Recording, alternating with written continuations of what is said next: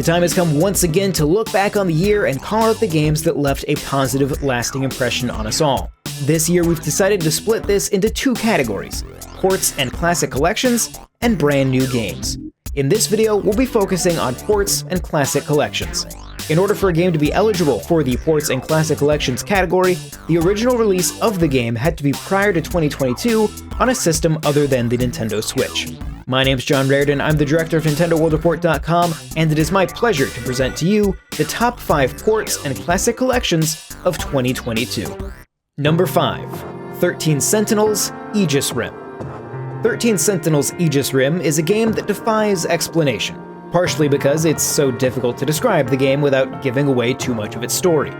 Fans often urge new players to go in knowing as little as possible, and that's because so much of what makes the game unique is the depth and complexity of its narrative revelations. No game has ever surprised me and caught me off guard quite as much as 13 Sentinels, and it's a miracle that everything comes together in a way that actually is coherent and satisfying. But this isn't just a great game with a competent port. The Switch version of 13 Sentinels may actually be closer to its original version than its initial launch on PS4. 13 Sentinels was originally planned for the PlayStation Vita, but that version of the game was cancelled shortly after Sony announced the platform would be discontinued. This makes the Switch version feel like the version of 13 Sentinels that was always meant to be, and handheld play is the perfect way to experience this beloved classic. Number 4. Portal Companion Collection. It should come as no surprise that the Nintendo Switch is perfectly capable of running games from 2007 and 2011. With that in mind, it takes more than a bare-bones port to get games from this generation on our list. But outside of playing on a high-end PC with the recent RTX update, Portal and Portal 2 on Nintendo Switch might just be the best way to play these two incredible games. From improved performance and image quality over the original release, to new motion control support, it's hard to overstate how gracefully these games have made the transition to Switch. Resolution has been upgraded to a full 1080p docked and 720p handheld on both games, and the frame rate has been doubled from 30 FPS to 60 FPS. They also represent the first appearance of Valve's Source engine on the platform and hint at the possibilities of the future. More than 10 years later, Portal and its sequel remain some of the best puzzle games ever developed. Their endearing writing, tongue-in-cheek story, and ingenious variety of puzzles have allowed them to move effortlessly through time, showing very little age.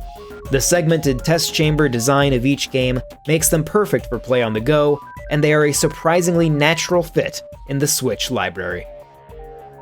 Number 3. Teenage Mutant Ninja Turtles Cowabunga Collection. Developer Digital Eclipse has spent the better part of the past decade refining the retro video game collection across Capcom classics such as Mega Man and Street Fighter, and SNK gems such as Samurai Showdown and Crystallis.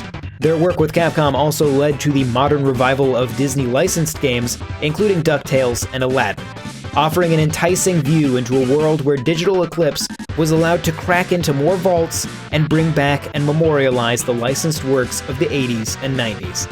That world might be getting realized as Digital Eclipse worked with Konami and Nickelodeon on Teenage Mutant Ninja Turtles Cowabunga Collection, featuring 13 games across the NES, Super Nintendo, Genesis, Game Boy, and arcades.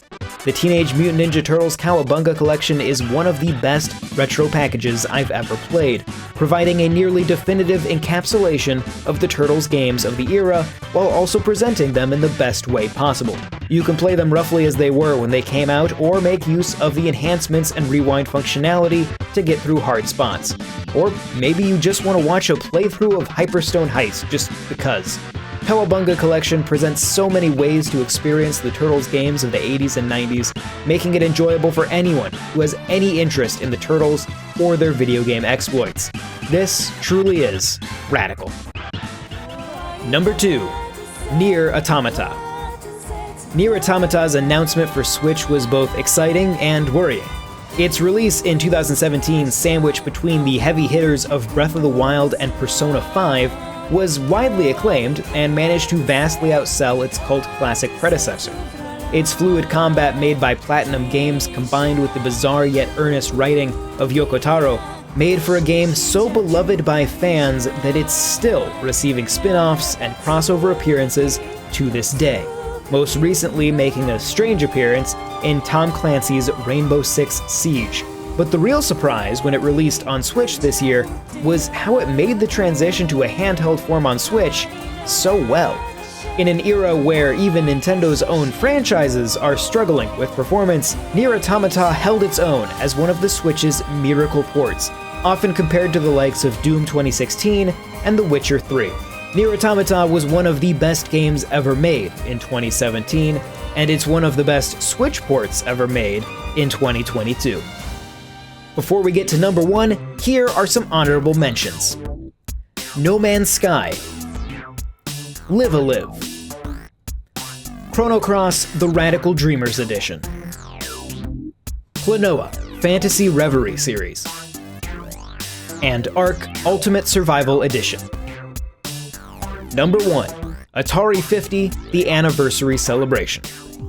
Collections of Atari games are nothing new, and many of these games are already available in other formats on Nintendo Switch. But the fact that another Digital Eclipse collection has already been highlighted in this list should make it immediately evident why this particular collection of Atari games is so special. This isn't just a way to play old games. This is an interactive documentary, a digital museum, a way of experiencing games on a deeper level than just playing them. Through a series of archival videos, photos, and brand new interviews, players learn the stories behind the games. The library itself spans all the way from Atari's arcade origins to the Jaguar and the Lynx, systems too often forgotten in other collections. Each game's controls have been fine-tuned to adapt to a modern controller, offering brand new functionalities such as radial menus to smooth out interactions. Digital Eclipse has even created a few entirely new experiences, such as completing the legendary 4th Sword Quest game, thus completing the long unfinished series. Haunted House has been remade in 3D, though you'll still just play as a pair of floating eyeballs. A variety of Atari's vector-based games are reworked into a single, constantly changing high-score game. Even something as simple as Breakout gets a brand new adaptation exclusive to this release. In Digital Eclipse's expansive and endlessly impressive library of retro collections, Atari 50: The Anniversary Celebration stands out as their best work to date. So what did you think of our list? Let us know what your top 5 ports and classic collections were down in the comments, and keep an eye out for our top 5 new games of the year right here on Nintendo World Report TV. Subscribe if you enjoyed the video, and check out NintendoWorldReport.com for a whole lot more. You can chat with us about this or anything else Nintendo related in our Discord using the link in the description. This video was made possible by our generous supporters on Patreon. Did you know that Nintendo World Report is funded directly by fans like you? When you support Nintendo World Report on Patreon, you get immediate access to multiple exclusive podcasts every month, exclusive Discord channels, an early look at select content, and more, all for as little as $1 a month. Check out patreon.com/NWR for all the details.